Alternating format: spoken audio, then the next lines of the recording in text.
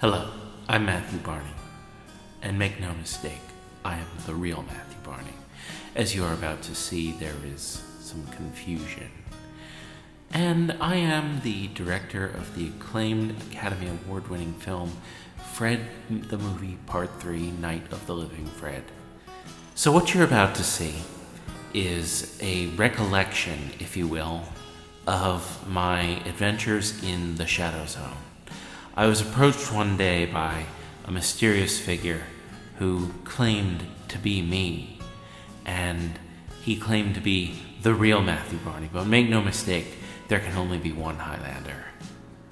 And so, as you will see from these commentaries that he produced and did himself, I guess, he completely overwhelmed my life, banished me to the Shadow Zone, and for a little while was doing commentaries under my name.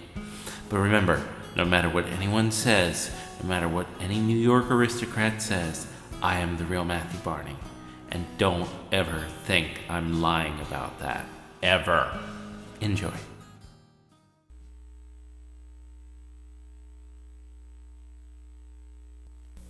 Hello, I'm Matthew Barney, director of the Cremaster Cycle, River of Fundament, and my most celebrated exhibit, Real-Life Construction Equipment for Kids, featuring Hard Hat Harry. Now, I was commissioned by ABC or one of those television channels for children back in the day to do a cartoon version of Super Mario Bros. And the end result was called the Super Mario Bros. Super Show, and it featured Danny Wells as Luigi and Captain Lou Albano as Mario. I don't know who any of the other voice actors were, but the entire thing was completely bizarre and just out of left field, if you ask me. It was completely an uneducated take on the video game, and I'm not sure if this was before or after the classic 1993 film Super Mario Bros. Starring Bob Hoskins, John Leguizamo, and Dennis Hopper, but that's okay. So I'm not really sure what we're looking at here because I was just the key grip on this particular production. I was setting up lights, and that's often what I did on these cartoons. And that's okay. But as you can see, they're going down a slide. There's these old bearded men who kind of look like Smurfs. The Smurfs, of course, weren't blue in reality. In Bulgaria, they were green. And when the prince came over from Bulgaria, someone in the colorist department messed everything up and they turned blue. Now, of course, King Koopa here has an adult baby diaper lover fetish. And I wanted to simulate that on screen to show children that, that's okay and that there's nothing wrong with that. And I really wanted to provide an entire array of fetishes in a kid-friendly manner, much like this represents what would later become known as Lemon Party. Now, if you've never seen Lemon Party, I highly suggest you go watch it. It's a very long film, but it is highly educational in the realm of geriatric sexuality. And that's fine. Old people have to get some too. So, as you can see, King Koopa is doing something. I didn't write this, I didn't direct it, nor did I produce it. I was simply the key grip setting up lights, as I often did during my cartoon days on Mike Mulligan and the Steam Shovel. And The Little Engine of Good, of course, I actually wrote the screenplay for that, but the initial screenplay that I had written was rejected, as you know. You've listened to my commentaries, and that's okay. So, Captain Lou Albano was quite confused with my take on the entire mythos of Super Mario Brothers, and I wanted to sublimate it all into a way that could be, helpfully understandable for kids. And I continued to make suggestions to the director and the writers, but they just didn't listen to me. They said, "Get out of here, man. You don't know anything about what we're doing here." And of course, these were the same people who produced the Sonic the Hedgehog cartoon and the Legend of Zelda cartoon. So they had kind of a conglomerate over the world of video games on television. And that's okay. Now, I'm not sure why Koopa's still wearing the baby diaper, or why his tail is confided within the diaper, which seems like would just be inconvenient. But we were dealing with real fetishes here. Real fetishes for real people. And of course, as you can see, one of those fetishes is this young woman falling into the fountain of youth and growing down, growing backwards, if you will, into a toddler or perhaps even an infant. And King Koopa is riding on a wooden, or maybe it's not wooden, I don't know. I did not write, direct, or produce any of this.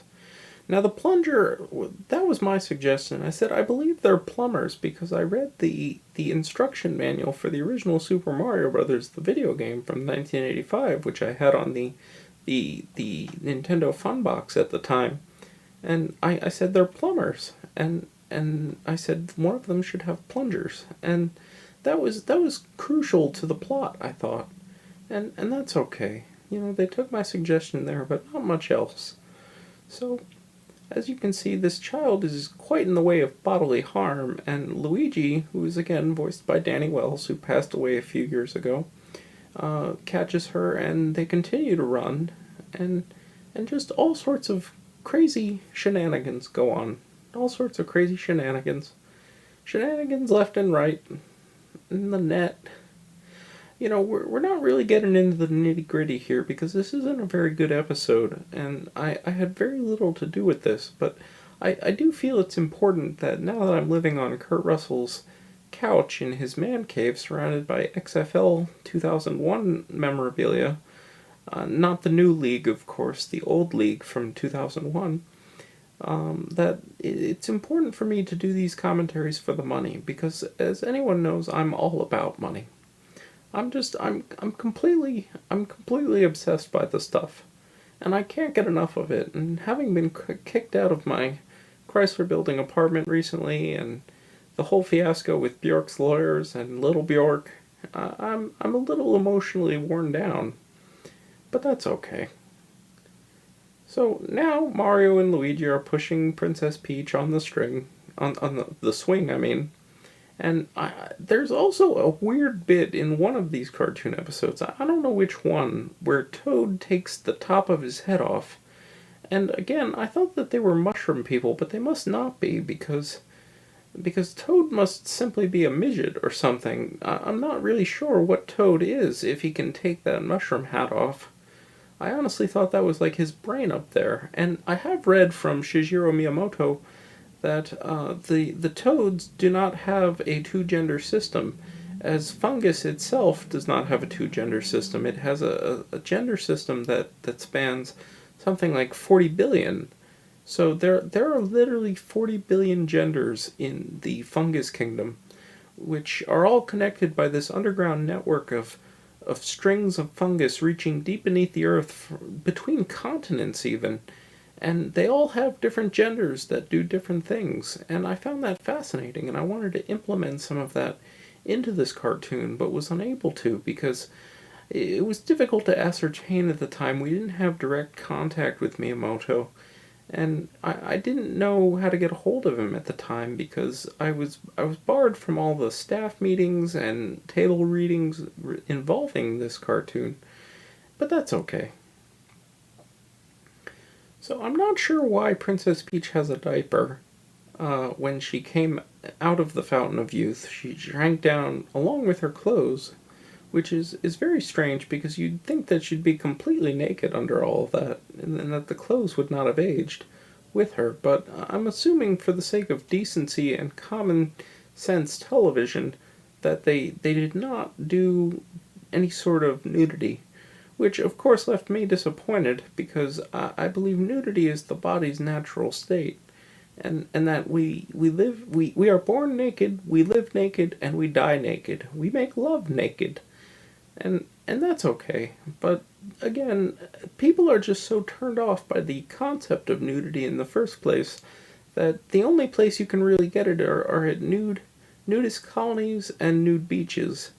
And of course, they're all consenting adults there, and that's perfectly acceptable and fine, and that's exactly what you want from a nudist colony. But all I'm trying to say is that in Brazil, they're much more liberal about their nudity, and that's okay.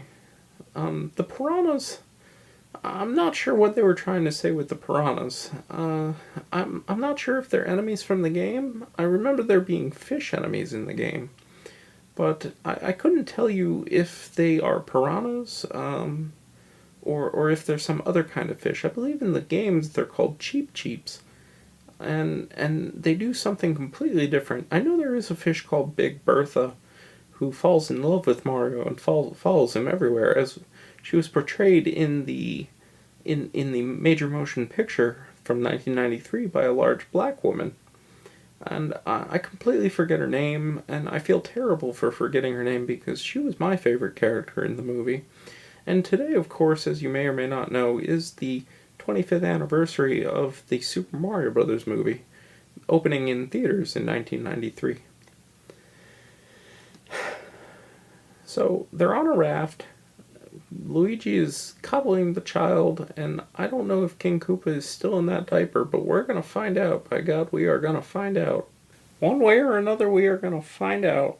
So now they're in a hammock of some kind, and there really seems to be no conflict going on in this episode other than the fact that the princess has become a baby. An infant, if you will. And I'm not sure why the princess has red hair. I always thought that in the...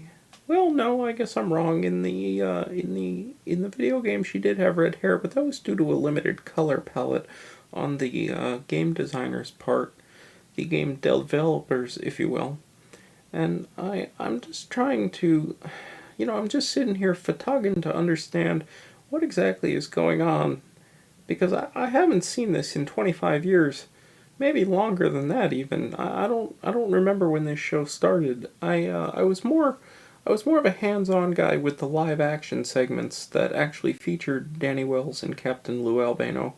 And I set up lights because I was the key grip, as I was on all the cartoon productions I worked on.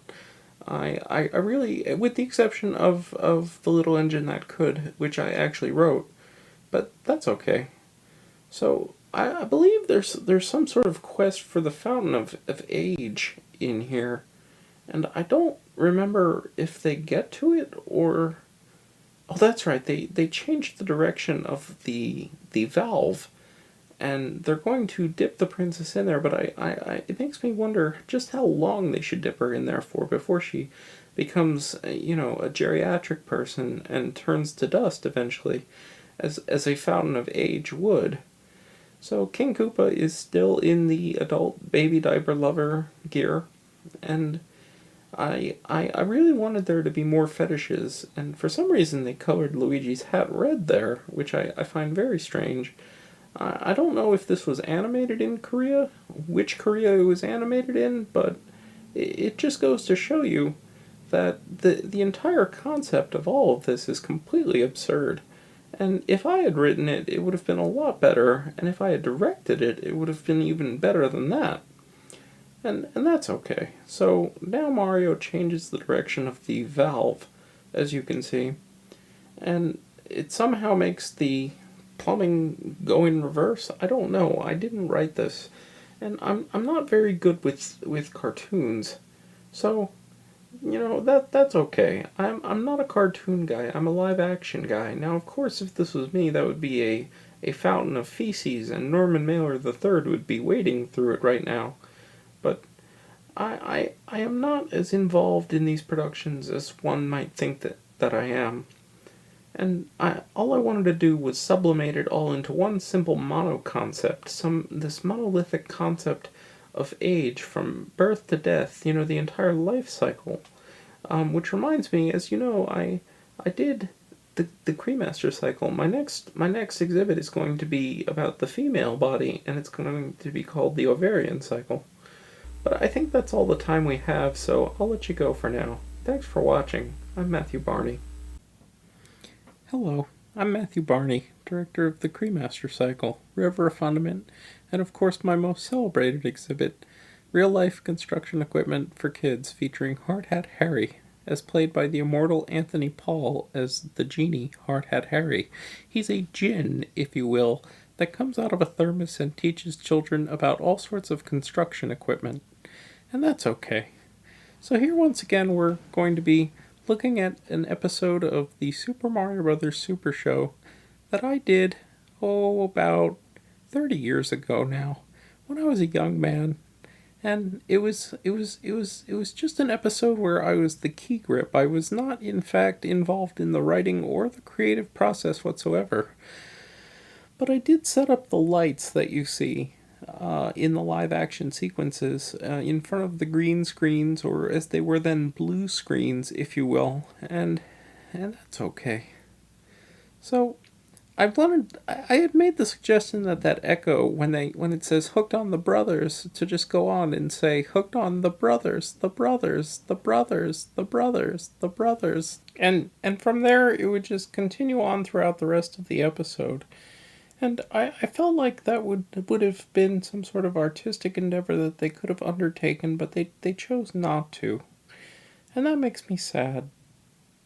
So now Koopa is riding an ostrich for some reason. I don't believe there are any ostriches in the Super Mario Brothers video games, which is a little strange because the animators just felt like they could do whatever it is they wanted with this. And I wanted to be the one that could do anything I wanted with this. And that's okay. I mean, yeah, I wasn't able to have much creative power over any of these undertakings, and I didn't understand why all of a sudden these characters were in the Wild West, or how they had come to a point where they didn't have vehicles with automated locomotion for some reason. But I just can't explain it. Every episode seemed to be a different bad fever dream. But that's okay. I mean, a lot of the things I make come out like a fever dream, and that's partially why I don't release my exhibits on home video, if you will. They are not meant for consumption by the poor eye. My movies, they aren't for poor people. And I just don't want to share them because I believe that if you're going to watch one of my movies, you'll get on a bus, go to Port Authority in Manhattan, buy a ticket on a taxi cab, take the taxi cab all the way to the Guggenheim, then climb all the way up to the top of the Guggenheim where my films are usually exhibited, and you'll watch them. And you'll watch all 8 hours worth of the Cremaster cycle, and River of Fundament to an extent. Of course, River of Fundament wasn't exhibited in the Guggenheim so much as it was exhibited in local theaters, one-screen theaters, if you will. And, my ex-wife Bjork would still attend the screenings, and I tried to have her barred from the events, but they said that was some sort of discrimination against Swedish people, and that wasn't okay. And as hard as I tried, I prayed, I got down on my knees, and I put a salt circle around me to banish demons, and to summon the outer gods, and they just turned their backs on me. And I was just photogging for them to come down and fix everything, as so many people in so many religions believe will happen when you pray, that the gods will just descend from the heavens and give you exactly what it is you want. I mean, Billy Graham taught it all the time, and it never seemed to happen for him. It didn't happen for him. It certainly didn't happen for Pat Robertson, or Jerry Falwell, or Pat Hagee. I don't know any of these gentlemen personally, but I do know that they believe that if they get down on their knees hard enough, if they just pray hard enough, that good things will happen. But they don't realize that it's probably themselves doing that for them, and not the work of some omniscient being like the real outer gods. The old ones help those who help themselves. It says so in my Necronomicon. So anyway, here we have what looks to be an illustration of one of my rooms, or what was one of my rooms before Bjork's lawyers came and took everything from me, and before I invested in Yahoo.com and steam-powered weaving machines, just filled with gold doubloons. Just doubloons everywhere. And it was great for a while. I would go in there and I would skinny dip in my doubloons, and even though that would seriously injure me sometimes when I went off the diving board, I still felt good about myself because I can afford good health insurance, unlike you little peons. But, you guys, you're all just my little beavers, and that's okay. So, I think they're in a ghost town now, and if they're not in a ghost town, they're in some sort of old-timey... Yep, that's exactly what I thought. There's an old-timer right there, complete with a pickle nose and a hunch over with the wooden cane. I really don't know what they were trying to say with all of this. In fact, isn't that guy from the last episode in the Fountain of Youth? I'm pretty sure he is. He was one of the guys in the Fountain of... Oh my, what happened there? The screen had a panic attack, apparently. All I see is the word ass. I don't know what A means. A-Y. Is that pronounced A or I? Would it be I, like a pirate? I don't know. And I don't understand the character of Toad so much. As I have said, he can take off his hat just like the old timer took off that hat. And that scares me, because I thought Toad was actually a fungal person of some sort. But I guess I'm incorrect in my believing so. So Toad, I don't know much about Toad. Can't say too much. The old timer is obviously a creation for the show, and he just seems way too jolly. He's like a emaciated Santa Claus. And he's wearing that teller's hat, and I'm really uncomfortable with the entire idea of everyone having everything run on this gold system, because you should really keep your gold locked in a safe place. Like, it's incredibly important that when you have gold, you keep it in a very secure area far away from anyone with prying eyes who could take that gold away from you. I know, because I lost all my power and money and gold doubloons in investing in Yahoo.com and steam-powered weaving machines. The thing about Yahoo.com is it's the website people go to sign up for an email account that they use to comment on pornographic videos on the internet. That's really all Yahoo is used for these days. And for some reason, I thought it was still a legitimate search engine, but it's not. It's not. It doesn't give you the results you want at all. In fact, 9 times out of 10, it gives you the opposite of what you want to see. Like, if you were to go into Yahoo.com search bar and type in Yahoo.com, you'd get about 10 different things before you could scroll down to the Yahoo homepage. It's ludicrous, I tell you. It's absolutely asinine. And I was just made aware of this when Yahoo's stock crashed down to 0.00 the other day, and I found that I had lost almost all my money, and of course the money I had invested in those steam-powered weaving machines. But that's okay. So, I don't know what happens next in this video. It's been 30 years since I've seen it. I do know that Koopa is looking great in those assless chaps, and that Brock had a pair of assless chaps, but I can't find Brock anymore, and I have no idea where has my Brock gone. It's the song I sing to myself every night before I go to sleep. Where, oh where has my little Brock gone? Although he was not so little, he was in fact about an inch taller than me and a lot longer than me. And that's okay. There's that word ass again. You know, sometimes late at night, when I'm lying on Kurt's couch in his man cave, staring up at the ceiling at all the pinned XFL memorabilia that he has collected from over the years, I wonder to myself, why did I get involved in so many projects that were not artistic? And the answer is quite simple. I just wanted the money. The money is really all I do anything for. It's all I care about. It's why I married Bjork. It's why I left Brock. And, you know, I could have had love and money. I could have had both, but I chose foolishly and chose even more money instead of love. And, you know, that was a bad idea, and each night I clutch a picture of Brock close to my heart with tears on my pillow, and I wonder to myself what could have been. And that's okay. So, this cartoon really just keeps going. Mocking me with all the gold doubloons, the old prospector, Luigi. I don't know, they're all mocking me. And I know that Danny Wells was a good Luigi. I don't know if he was as good as, say, Charles Martinet, but, or even John Leguizamo for that matter. John Leguizamo is, of course, the best Luigi. He blows Danny Wells out of the water. He makes Danny Wells look like shit. And, you know, of course I wonder to myself, what would have happened if a tall fellow such as Kurt Russell, a tall, strapping fellow such as Kurt, had played Mario? I can only imagine what kind of action movie that would have been. It would have been insane to watch. Imagine Mario riding some sort of motorcycle that hovers in the air with sideways wheels and runs all over the place, and it has a machine gun mounted on the front of it. And Kurt just continues to scream throughout the entire movie, and King Koopa isn't in fact some sort of dinosaur, but rather some sort of microcellular organism that comes from Antarctica and changes form with every single thing he touches. And it ends with Kurt rolling a grenade toward King Koopa yelling, "Yeah, well, fuck you too." I just think that would have been a better movie, to be honest. But the movie turned out pretty well as it is, and having met the ghost of Bob Hoskins, I do know that Bob Hoskins was probably the perfect choice for Mario.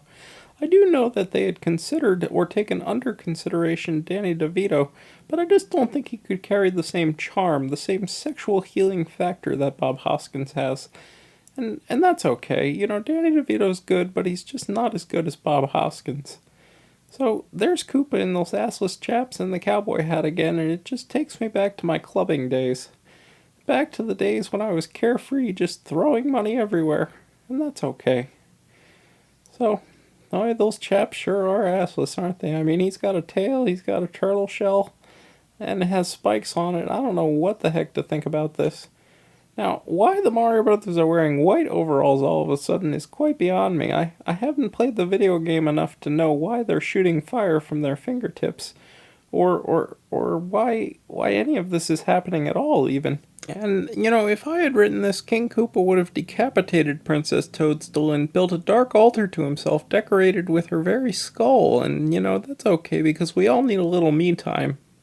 And by me time, I mean building a dark altar dedicated to ourselves where we just sit and reflect on all the wonderful things we have done. I know I had one when I lived in my Chrysler Building apartment, but it had to be taken down and repossessed by several different asset collectors who just took everything from me, and now once again I'm in the Kurt Cave, and that's okay. The Kurt Cave is fine. In fact, I'm going to make it my own. I'm going to hang up all sorts of posters for the Cremaster Cycle and River of Fundament. Not that you'd ever see a poster for the Cremaster Cycle or River of Fundament, because you're just so far below me, my little beaver. And that's okay. You're all just little beavers, and you just can't comprehend the incredible complexities that are and that come with the Cremaster Cycle, River of Fundament, Districted, and Drawing Restraint 9. And that's okay. That's fine. Now, I'm wondering to myself, is this lava that they're going through? Because if it is, they would have been incinerated. And King Koopa's eyes go nuts, kind of like that guy at the end of Who Framed Roger Rabbit, Christopher Lloyd. But nothing seems to be getting accomplished in this episode. In fact, it just seems to be wacky imagery over and over again. And that's okay. That's fine. I didn't write this. I didn't even direct this. I had nothing to do creatively with any of this, with the exception of setting up the lights for the blue screen segments with Captain Lou Albano and Danny Wells at the very opening of the cartoon, like you saw, where I said if I had done it, the echo at the beginning would have ended and continued on going with the brothers, the brothers, the brothers, the brothers, the brothers, the brothers, the brothers, the brothers, the brothers, the brothers, the brothers, the brothers, the brothers. And it would have just gone on for infinity, and that would have been totally fine, and it would have echoed throughout the entire episode in a very low undertone that would have subjugated the listener to saying, is there some sort of, you know, subliminal messaging going on here? I don't know. I can't understand. And that's really what I want with my exhibits, is for people to not understand. Well, anyway, that about wraps it up for this episode of the Super Mario Brothers Super Show. I'm Matthew Barney. Thanks for listening.